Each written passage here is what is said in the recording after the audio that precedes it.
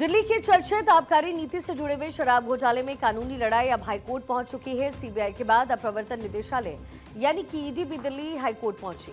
Money laundering मामले में अब ईडी ने दिल्ली हाईकोर्ट का दरवाजा खटखटाया। ईडी ने अदालत से मांग की है कि निचली अदालत के उस आदेश की कुछ टिप्पणियां हटाई जाए जिसमें अरविंद केजरीवाल, पूर्व उप मुख्यमंत्री मनीष सिसोदिया समेत 23 आरोपियों को आरोप मुक्त किया गया।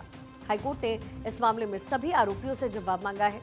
कोर्ट ने कहा कि इस पूरे मामले में सभी पक्षों की दलीलें सुनने के बाद ही आदेश जारी किया जाएगा। मामले की अगली सुनवाई 19 मार्च को होगी। ईडी का कहना है कि निचली अदालत ने आरोप मुक्त करते समय जो टिप्पणियां की वो जांच एजेंसियों की कार्यप्रणाली पर सवाल खड़े करती है। ईडी ने हाईकोर्ट से मांग की है कि इन टिप्पणियों को आदेश से हटाया जाए क्योंकि ये टिप्पणियां एजेंसी के मुताबिक अनुचित और न्यायिक मर्यादा के अनुरूप नहीं है। दिल्ली हाईकोर्ट ने अरविंद केजरीवाल और मनीष सिसोदिया को बरी करने वाले ट्रायल कोर्ट के फैसले पर सवाल उठाए। अब जब इस तरह से ऐतिहासिक फैसला ऑनरेबल कोर्ट ने दिया कि ये पूरा केस झूठा था, इसमें कोई दम नहीं है, तो ये माता रानी की कृपा की बिना नहीं हो सकता। सच्चाई वो भी जानती है।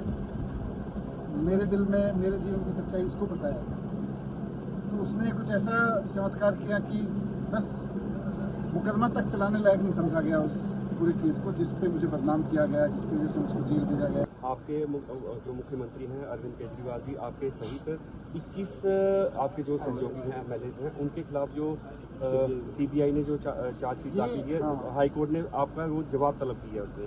देखिए, जिस दिन से ये केस शुरू हुआ था सबको पता था झूठा है, लेकिन सीबीआई ने अदालत के सामने गवाहों के बयानों का हवाला दिया।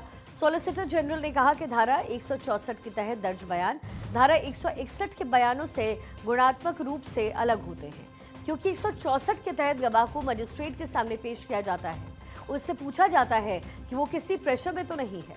सीबीआई के अनुसार मामले में 164 के तहत कई गवाहों के बयान दर्ज हुए। इन बयानों में कथित साजिश, पैसे के लेन देन और रिश्वत के भुगतान के बारे में विस्तार से बताया गया। आपको बता दें कि 27 फरवरी के आदेश में राउज एवेन्यू कोर्ट ने सीबीआई की चार्जशीट पर सवाल उठाए। कोर्ट ने क्या कुछ कहा था, एक एक करके आपको बताते हैं। चार्जशीट में काफी खामियां जिनका किसी गवाह या बयान से कोई सबूत नहीं है। कोर्ट ने जांच में कमियों के लिए सीबीआई को कड़े शब्दों में फटकार लगाई। आबकारी नीति में कोई बड़ी साजिश या क्रिमिनल इरादा नहीं लग रहा। अभियोजन पक्ष का मामला न्यायिक ढांचा में जांच में माफ कीजिएगा टिक नहीं पाया। सीबीआई ने महज अनुमान के आधार पर साजिश की कहानी गढ़ने की कोशिश की।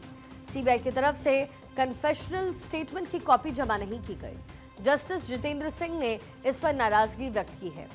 चार्जशीट में साउथ लॉबी शब्द के इस्तेमाल पर भी अदालत ने आपत्ति जाहिर की।